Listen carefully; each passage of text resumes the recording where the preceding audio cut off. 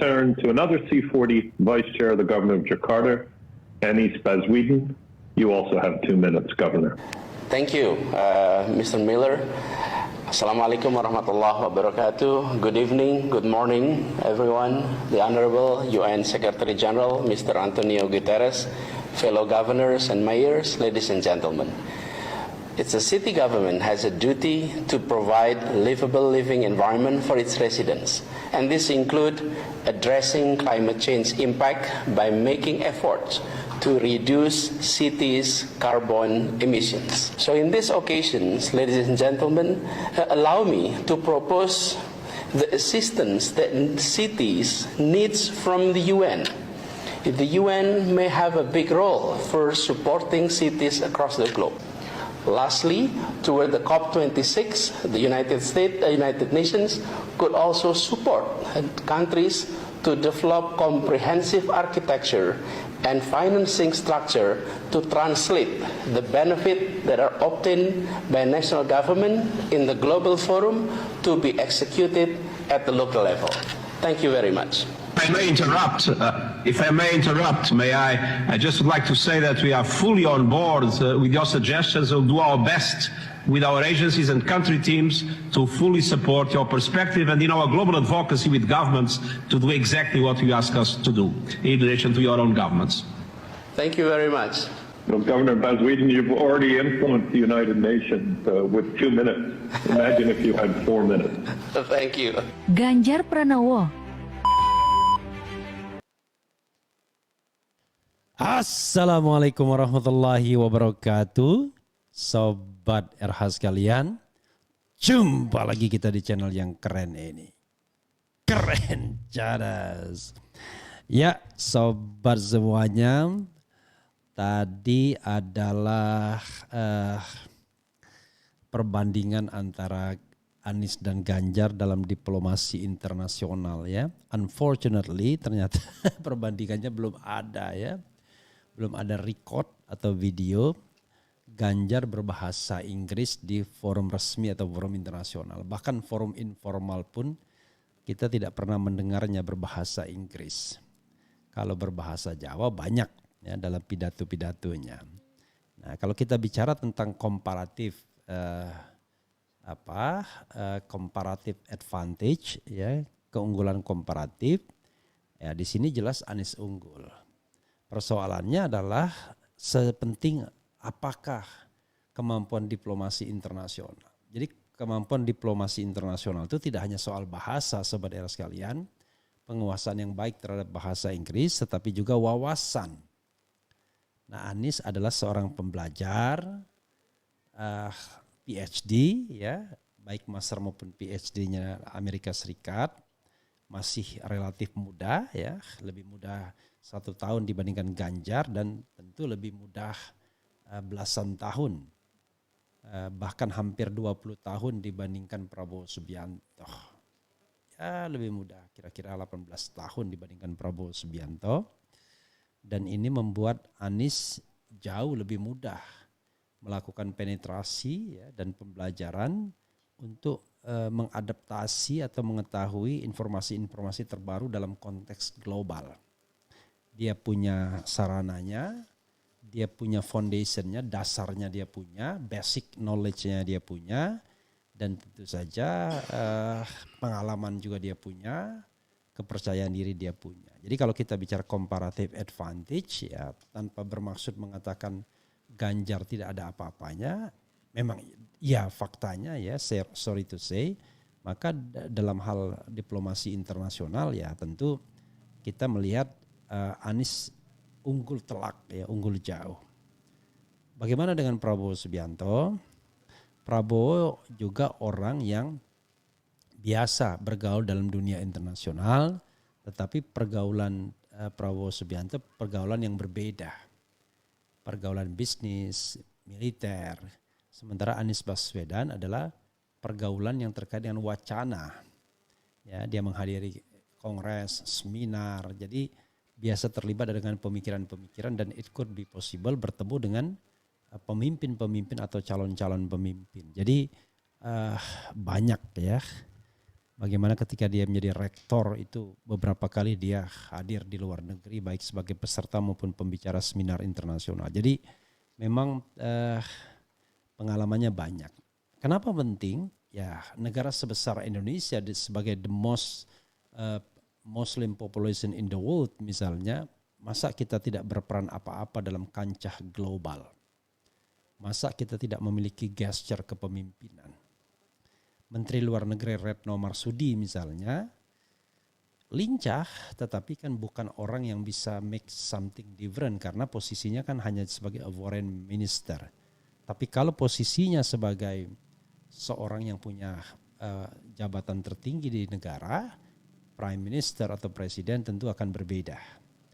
Dan tentu beda forum foreign minister dengan forum perdana menteri atau forum presidennya sebagai the head of executive, sebagai the head of government, itu tentu yang berbeda. Nah ini hanya sekedar keunggulan komparatif. Nah ini menurut saya jauh lebih mencerdaskan ya ketimbang main ejek-ejekan, kadrun dan lain sebagainya, lalu tiba-tiba bilang Yaman dan lain sebagainya, bilang bokep dan lain sebagainya. Ini jauh lebih mencerdaskan. Jadi coba kita buat perbandingan-perbandingan.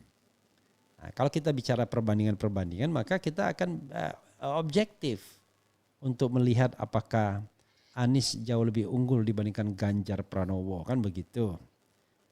Oke, demikian juga Anies dengan Prabowo dan lain sebagainya. Pertanyaannya adalah apakah banyak yang lebih baik dari Anies? Saya kira tokoh yang accepted internationally nggak banyak di Indonesia, you name it ya. Kalau misalnya lulusan luar negeri banyak. Tapi tokoh yang secara internasional diakui, misalnya masuk 100 besar tokoh berpengaruh dan lain sebagainya, saya kira enggak ada bahkan, you name it. Siapa tokoh Indonesia yang dianggap berpengaruh? Ada Sri Mulyani tetapi lingkupnya sebagai Menteri Keuangan. Siapa lagi ya? Ada beberapa, tetapi kalau kita bicara mengenai tokoh untuk pimpinan puncak, barangkali Anies yang agak moncer di sana. Makanya tidak heran dia diterima di Oxford University, which is universitas tertua dan paling prestisius di Inggris ya. Diterima di community internasional, di interview ABC Australia dan lain sebagainya. Kalau dia menjadi presiden tentu kesempatan akan jauh lebih banyak dan juga menunjukkan kalau Indonesia adalah bangsa yang besar dengan sumber daya manusia yang baik, itu akan jauh lebih lebih bisa diberikan semangat, contoh yang baik. Kita tahu bahwa dalam periode kedua kepemimpinan Presiden Jokowi mengatakan akan membangun sumber daya manusia, tetapi kita tidak melihat ada arah terhadap pembangunan sumber daya manusia itu ya. Yang ada adalah justru pikiran kritis itu direpresi, bahkan dibatasi, bahkan dikriminalisasi. Jadi kita tidak melihat bahwa ada sumber daya manusia yang bisa meningkat dan kritis ketika kemudian pikiran kritis itu justru direpresi atau dikriminalisasi. Padahal janjinya adalah membangun sumber daya manusia. Jadi membangun sumber daya manusia itu salah satunya adalah mengembangkan demokrasi, saudara sekalian. Ya, kita tidak bisa punya manusia-manusia yang punya kemerdekaan, punya keberanian untuk berpendapat kalau demokrasi kita tidak kembangkan. Oh, Cina bisa, ya someday you will see. Cina juga akan mengalami pemberontakannya sendiri ketika kaum buruh misalnya atau orang-orang makin tertekan, makin senjang dengan kehidupan mereka, makin tertekan, ya Tiananmen 2 bukan tidak mungkin terjadi lagi. Sekarang kan karena pemerintahan yang represif, orang takut untuk seperti misalnya Xinjiang atau Uighur. Itu kan juga karena represi pemerintahan. Kita tidak ingin pemerintahan seperti itu tentunya. Oke. Ini bahkan ada Smith Al-Hadar misalnya mengatakan pakar luar negeri tak ada capres yang bisa saingi Anies dalam kemampuan berdiplomasi di pentas global. Walaupun berita lama ya dari KBA, tetapi menarik ya untuk dibacakan. Coba apa sih perspektifnya, kita ingin tahu saja. Bakal calon presiden usungan Partai Nasdem Anies Baswedan memiliki kemampuan dalam berdiplomasi di tingkat global. Bahkan di antara semua bakal calon presiden yang ada saat ini tidak ada yang bisa menandingi mantan Gubernur DKI Jakarta tersebut dalam bidang ini. Anies itu kalau kita lihat dari calon-calon aspiran capres yang ada sekarang, nggak ada yang bisa saingi Anies dalam soal ini. Jelas pakar luar negeri Smith Al-Hadar dalam podcast ya, dipimpin Anies, Indonesia bisa jadi game changer di Indo-Pasifik di kanal YouTube Jurnal Politik TV. Kemampuan Anies berdiplomasi di dunia internasional ujarnya melanjutkan tidak lepas dari latar belakang pendidikannya. Anies menyelesaikan master di bidang International Security and Economic Policy di Maryland University dan Dr. Political Science di Northern Illinois University, keduanya di Amerika Serikat. Ya, tulisannya Illinois tapi bacanya Illinois. Karena dia itu bersekolah di sana, S2 dan S3 di AS Amerika Serikat maksudnya, dan yang paling penting track record dia ketika memimpin Jakarta itu sebenarnya Anies telah menjalankan politik luar negeri, jelas penasihat Indonesian Society for Middle East Studies ini. Kemampuan Anies dalam berdiplomasi ini terbukti saat dia membangun Jakarta International Stadium JIS dan menyelenggarakan Formula E. Dalam membangun dan menjalankan kedua mahakarya tersebut, pemerintah pusat tidak mendukung bahkan memboikot, terutama terkait ajang balap mobil listrik bertaraf internasional yaitu Formula E. Supaya proyek ini gagal karena ini dianggap proyek Anies yang bisa melejitkan namanya di panggung internasional sehingga semua BUMN menolak kerjasama dengan Anies, beber Smith. Namun berkat kemampuannya berdiplomasi, Anies sukses meski tanpa dukungan perusahaan-perusahaan BUMN. Karena korporasi-korporasi raksasa dunia justru berbondong-bondong memasang iklan mendukung pelaksanaan ajang balapan jet darat tersebut. Itu tidak mungkin bisa berhasil kalau Anies tidak mempunyai kemampuan diplomasi, tegasnya. Contoh yang paling menarik adalah ketika Sekjen Perserikatan Bangsa-Bangsa Antonio Guterres takjub mendengar pidato singkat Anies selaku Gubernur DKI Jakarta tadi ya, videonya dalam forum virtual dialogue between C40 mayors and UN Security General advancing carbon neutrality and resilience recovery for cities and nation. Usul Anies dalam pidato yang hanya 2 menit terkait kebijakan dari dampak perubahan iklim langsung diterima Sekjen PBB.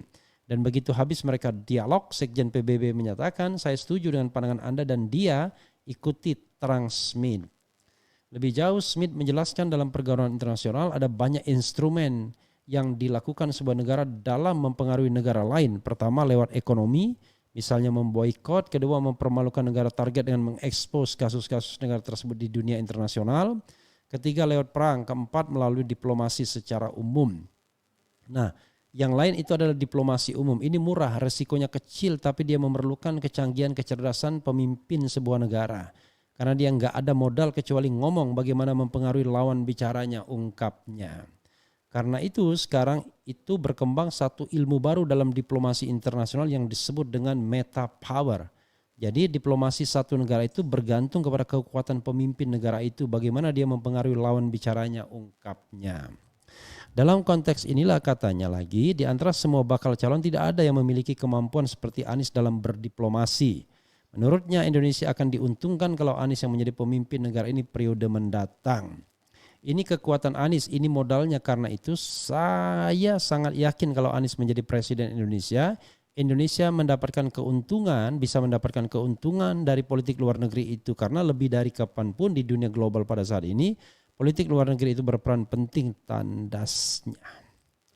Ya, itu adalah satu aspek ya yang kita butuhkan. Jadi kita tidak bisa juga sekedar inward looking, melihat ke dalam. Kita juga harus outward looking karena interaksi dunia itu tanpa batas. Kalau dulu zaman Pak Harto nggak ada internet, ya, tidak ada Android, tidak ada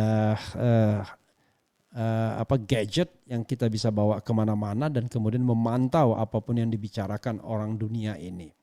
Sehingga diplomasi itu berjalan sangat formal dan melalui saluran yang sangat terbatas. Paling telepon.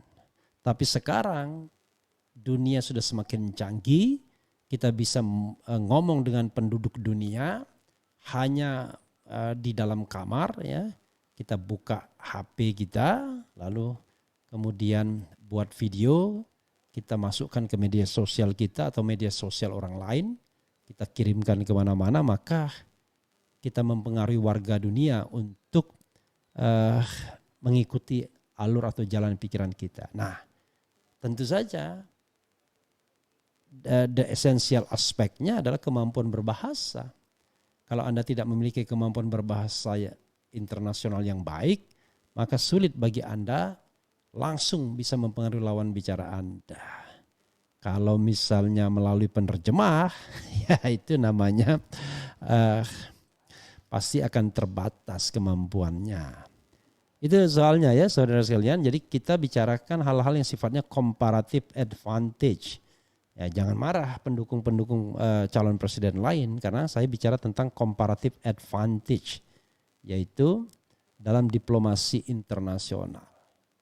Dan tentu saja aspek lemah ini tidak akan dieksploitasi oleh Ganjar Pranowo. Tidak mungkin misalnya Ganjar akan menantang debat Anies dalam bahasa Inggris atau debat tentang wawasan global. Prabowo bisa mungkin, tetapi tetap saja tidak mudah bagi Prabowo untuk menandingi orang yang punya semangat jauh lebih kuat, punya tenaga lebih kuat, dan punya wawasan yang juga lebih banyak.